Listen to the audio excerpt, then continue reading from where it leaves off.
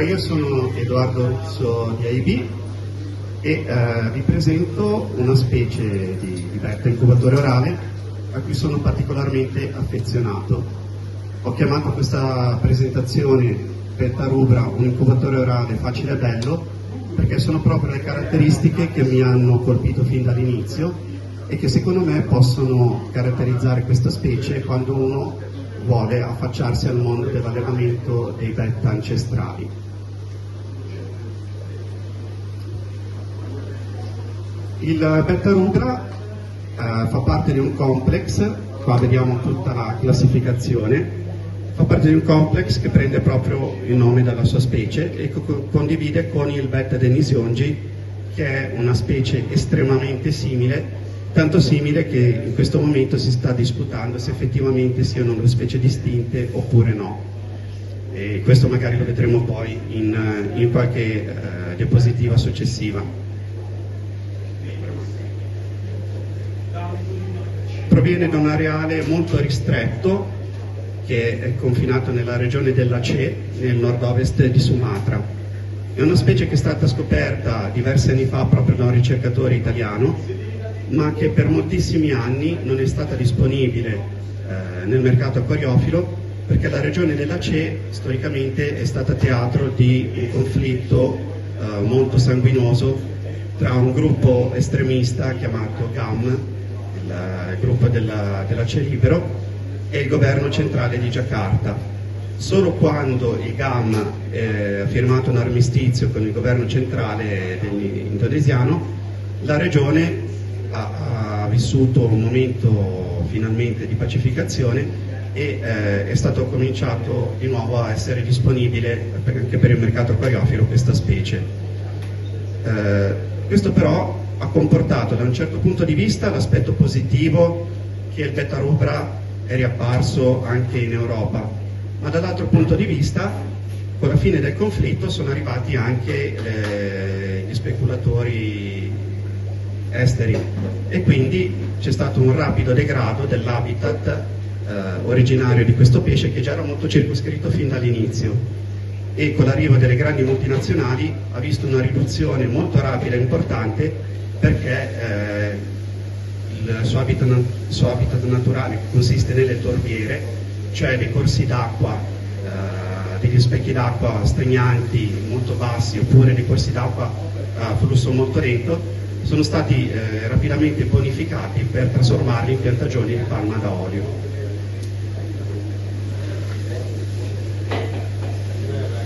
A questo punto infatti il betta rubra è stato classificato dalla IUCN come specie a rischio. È entrata nella lista rossa ufficialmente e la motivazione la potete leggere in questa slide.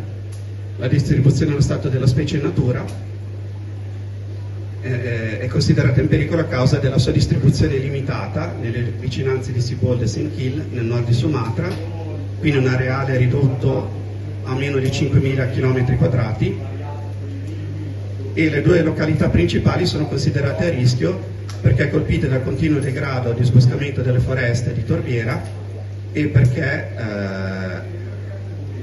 anche a causa appunto delle piantagioni di palma da olio che stanno soppiantando questo tipo di habitat molto specifico in cui questo pesce si può trovare. Qui potete vedere il dimorfismo sessuale tra maschio e femmina, a sinistra la femmina, a destra il maschio. Parliamo di un incubatore orale relativamente piccolo, sui 5-6 cm di dimensione, con una forma del corpo abbastanza robusta, un pinnaggio molto evidente, con una coda a spillo nella popolazione che allevo io, che è localizzata a Banda Aceh, e una colorazione dei maschi particolarmente evidente e accattivante. La femmina invece è caratterizzata da delle pinne leggermente meno sviluppate e da una singola linea nera continua che attraversa tutto il fianco. La particolarità di questa specie è che, a differenza di altri incubatori orali e specie ancestrali, tendono a essere colorati anche al di fuori del momento riproduttivo.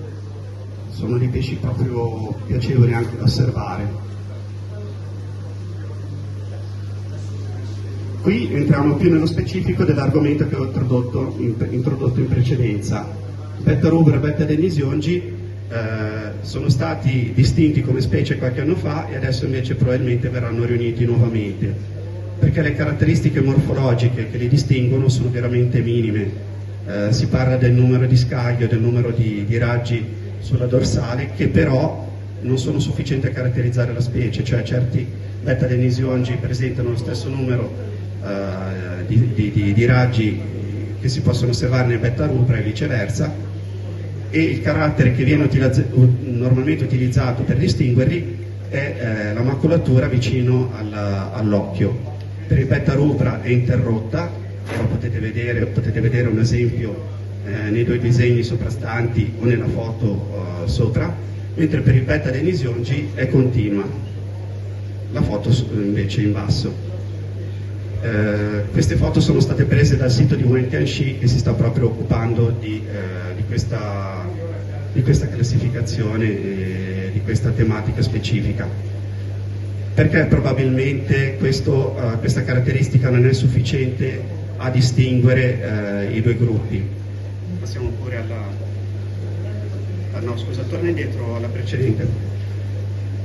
Perché il betta rubra, il maschio di betta rubra, quando è stressato, come succede in tante altre specie, tende a far comparire un pattern simile a quello delle femmine, e quindi quello che normalmente appare come una maculatura interrotta, quando a questo si sovrappone invece la striscia continua che mostra in fase di stress, allora lo stesso pattern cambia e può quindi apparire come continuo, e allora non è più facile capire se un esemplare è un betta rubra, un betta denisiongi, oppure semplicemente in una fase in cui sta mostrando la livrea nuziale o una livrea che è intermedia tra quella nuziale e quella sottomessa.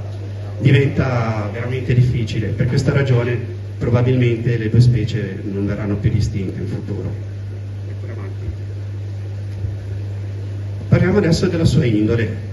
È un pesce che inizialmente mi ha stupito per la sua timidezza, tanto che quando gli davo da mangiare tendevo a darglielo lanciando il cibo da una certa distanza, perché altrimenti il cibo entrava, affondava e non compariva nessuno, e quindi lo lanciavo dal dietro della vasca per poi osservarli da sopra e vederli uscire. Questo è stato il comportamento iniziale, ma nel tempo però si sono mostrati sempre più propensi a farsi vedere. Adesso diciamo che si mostrano proprio all'estremo opposto. Io li tengo in un grosso palodario in soggiorno e quando io mi muovo all'interno del soggiorno loro mi seguono.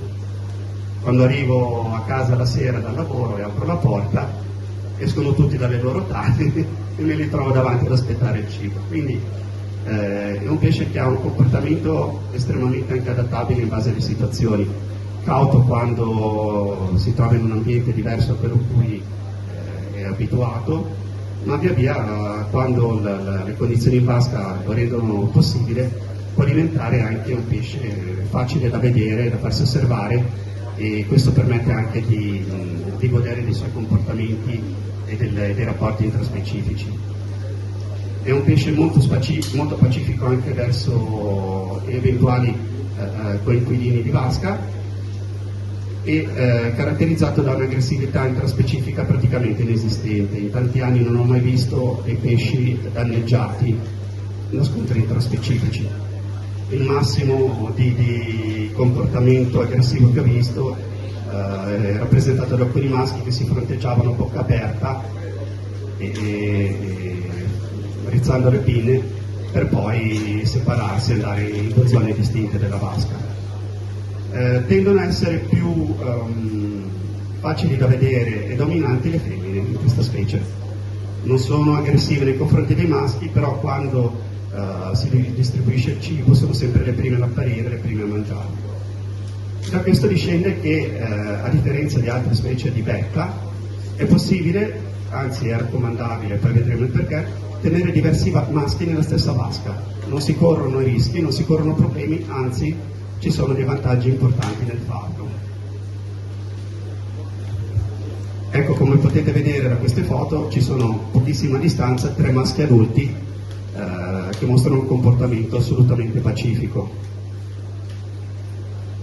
e tutti quanti mostrano una livrea nuziale, non c'è un maschio alfa che sottomette tutti gli altri e quindi si vedrà un maschio molto colorato e tutti gli altri grigini nascosti. No, qui sono tutti colorati, girano tutti tranquilli, è una delle cose più appaganti proprio per un appassionato di betta.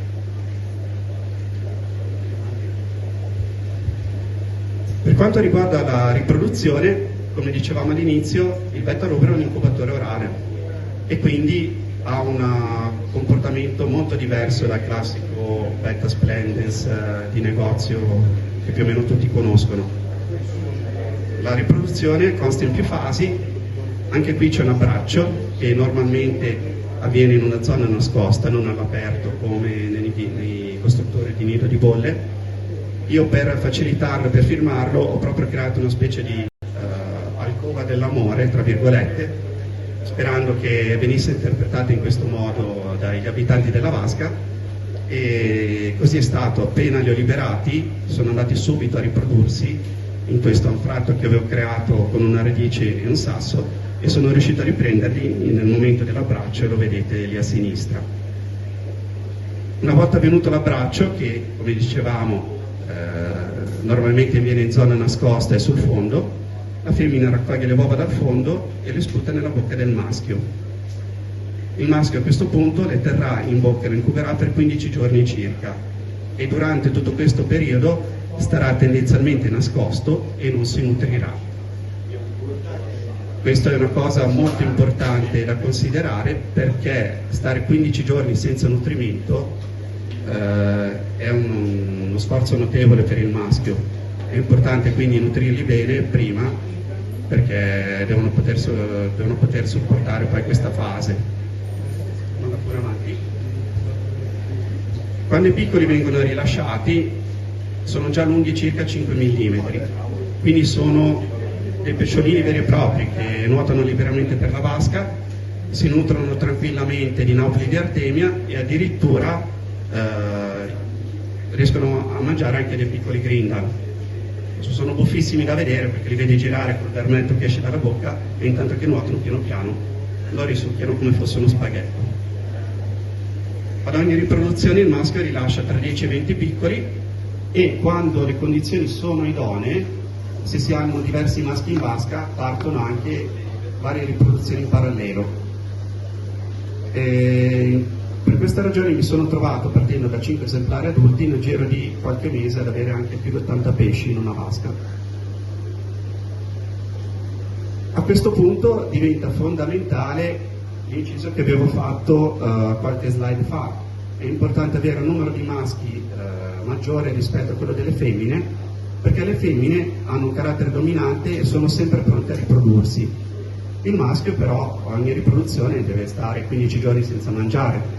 È importante quindi che una femmina possa fare riproduzioni successive con maschi diversi, perché diversamente, se un maschio solo dovesse fare 2 riproduzioni o più consecutivamente, i rischi che muoia di fame sono veramente molto elevati. Io in 1 anno e mezzo l'unico decesso che ho avuto è stato proprio per questa ragione. Ho trovato un maschio bellissimo e coloratissimo, molto magro, che galleggiava in cima alla vasca. Per queste condizioni, quindi, per questa ragione io considero molto l'allevamento in reverse trio, cioè una proporzione di 2 maschi e ogni femmina. Oppure, se questo rapporto non è presente in vasca, perché dopo diverse riproduzioni il rapporto iniziale potrebbe variare, anche se io ho osservato che tendenzialmente tendono a nascere più maschi che femmine. Se ci si trova con molte femmine e non abbastanza maschi, allora in quel caso è meglio, quando si vede un maschio che sta incubando da diversi giorni, spostarlo temporaneamente e permettergli di rilasciare i piccoli e poi nutrirlo bene prima di rimetterlo in vasca con gli altri. Per quanto riguarda i parametri dell'acqua e dell'allestimento, come dicevo fin dall'inizio, questo è un pesce sostanzialmente facile, perché chiede veramente poco per ambientarsi e stare bene. Chiede un'acqua tenera o molto tenera, io lo allevo con un KH di circa 2, in qualche caso lasciato anche in acqua completamente di osmosi, e lui sta bene tanto in una condizione quanto nell'altra. So che c'è qualcuno che lo tiene a KH4 e sta bene anche in quelle condizioni. Diciamo che KH2 potrebbe essere un buon compromesso tra quello che si trova nel suo areale in natura e quello che è ragionevolmente facile da ottenere in vasca. pH leggermente acido, moderatamente acido, ideale tra 5 e 6,5, un'acqua almeno moderatamente ambrata, può esserlo anche di più, tramite infusa di foglie di catappa e di quercia, luce bassa, adesso li ho spostati in una vasca con una luce più forte, stanno benissimo anche lì ma sono meno colorati, ma in ogni caso si fanno vedere, mangiano e non hanno problemi. Se si vuole vedere meglio quella livrea così bella appariscente e rossa, consiglio l'acqua ambrata e una luce bassa. Temperatura non inferiore a 20 gradi perché viene da una zona molto calda, è un pesce che si adatta benissimo anche alle nostre temperature estive, l'inverno non facciamolo scendere sotto i 20 gradi. Io ho letto anche uno studio dove diceva che sotto i 24 potrebbe soffrire, ma sinceramente non ho assolutamente visto al lato pratico questa cosa, cioè con 20 gradi stavano benissimo. Poco movimento d'acqua in vasca, anche se sono più tolleranti rispetto ai costruttori di nido di bolle. In natura sono stati ritrovati anche in corsi lenti, non solo in zone stagnanti, e quindi un leggero moto d'acqua a loro non dà fastidio. Una cosa importante, io in 1 anno e mezzo, 2 anni, da quando li allevo, non li ho mai visti una singola volta venire in superficie a respirare aria. Quindi, anche se dotati di labirinto, hanno evidentemente meno bisogno di acqua, di recuperare ossigeno dall'atmosfera. Una cosa molto importante invece è avere molti ripari d'anfratti per permettere ai maschi di nascondersi durante il periodo dell'incubazione orale. Se ci sono più anfratti, le incubazioni avverranno più frequentemente ed è più probabile che arrivino a termine.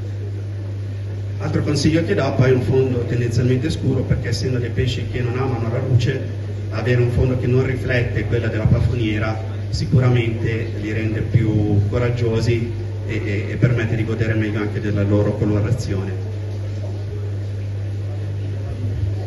A livello di alimentazione sono probabilmente ancora più facili come pesce, perché mangiano veramente di tutto. L'unico rischio è che mangino troppo. Mangiano secco, mangiano congelato, adorano il vivo, mangiano veramente di tutto. Per quello che riguarda l'autopredazione, ho visto che gli adulti non predano i piccoli, mentre invece, come succede anche in altre specie di vetta, i subadulti, quando la vasca è particolarmente affollata, lo fanno. È un po' probabilmente un automatismo che prendono quando il numero di esemplari supera una certa concentrazione in vasca, i subadulti cominciano a predare i piccoli. Io mi trovo bene con un protocollo di alimentazione che consiste nel 50% di vivo, un 30% di secco di qualità e un 20% di congelato, e un giorno a settimana li faccio digiunare. Non hanno problemi comunque anche ad essere alimentati con il cibo in altre proporzioni. Quello che ho potuto riscontrare è che aumentando la percentuale di vivo e riducendo la durezza dell'acqua e anche un po' il pH, le riproduzioni sono maggiormente frequenti.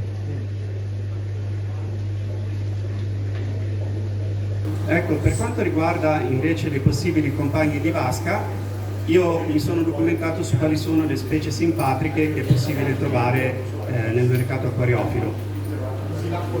Qualche abbinamento l'ho testato, per esempio con il Poraras brigitte. Da quello che ho letto anche con il Sundadario axelrodi la situazione è molto simile. Ciprini di così piccoli e veloci non vengono predati dal betta. All'inizio qualche tentativo è stato fatto, ma hanno capito subito che non valeva la pena, e quindi da quando li ho inseriti non ne ho perso nemmeno uno. Anche a livello di competizione alimentare è una situazione facilmente gestibile, perché la dimensione della bocca è talmente diversa e andando a utilizzare del secco di granulometria molto diversa si è sicuri che per primi si alimentano con un granulare fine i ciprinidi, i microciprinidi, mentre invece i pellet più grossi li mangiano necessariamente i beta. Con il vivo riescono a competere tranquillamente perché arrivano prima i Boraras, ma ora che mangiano un Grindal i beta ne hanno mangiati 10, quindi anche da quel punto di vista non ci sono problemi. Ho provato anche a inserire dei banjo e anche lì è andata benissimo. Occupano aree di nuoto completamente diverse, hanno abitudini completamente diverse, perché i banjo sono notturni mentre i beta sono sostanzialmente diurni, non si rompono per niente le scatole, quindi vanno bene.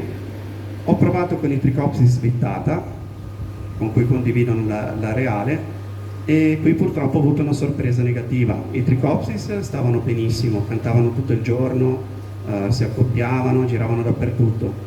Però piano piano hanno mutilato la coda di quasi tutti i miei beta rubra e quindi li ho dovuti spostare. Evidentemente hanno un carattere troppo esuberante per convivere nel lungo termine. Ho visto anche che un'altra specie che condivide lo stesso areale è il Parospromenus sumatranus. Non ho mai provato, non sono sicuro però che possa convivere con i beta perché essendo pesci piccoli e molto timidi immagino che risulterebbero intimiditi dalla dimensione dei rubra.